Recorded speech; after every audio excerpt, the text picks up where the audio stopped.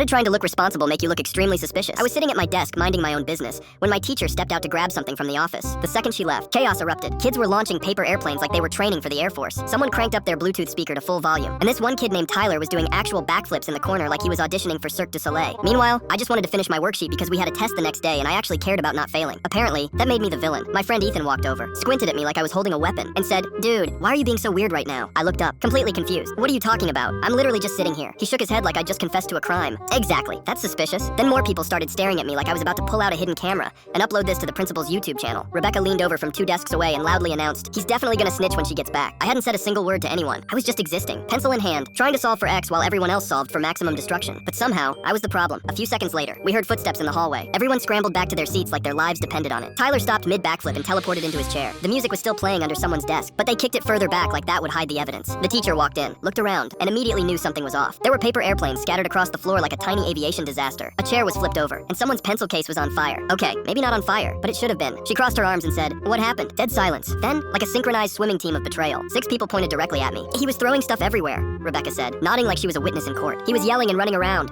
someone else added. Tyler, the backflip bandit himself, stood up and said, "Yeah, I tried to stop him, but he wouldn't listen." I stared at him. I stared at all of them. My teacher looked at me, then at the chaos, then back at me. "Why were you the only one standing when I walked in?" she asked. I blinked. "Because I was putting my pencil in my bag?" She didn't buy it. I got detention for doing absolutely nothing. Tyler got a pat on the back for being responsible. I spent an hour after school sitting in silence next to a kid who actually did set a trash can on fire once. And the whole time I kept thinking about how I could have just joined the chaos and avoided all of this. Next time the teacher leaves, I'm doing backflips too.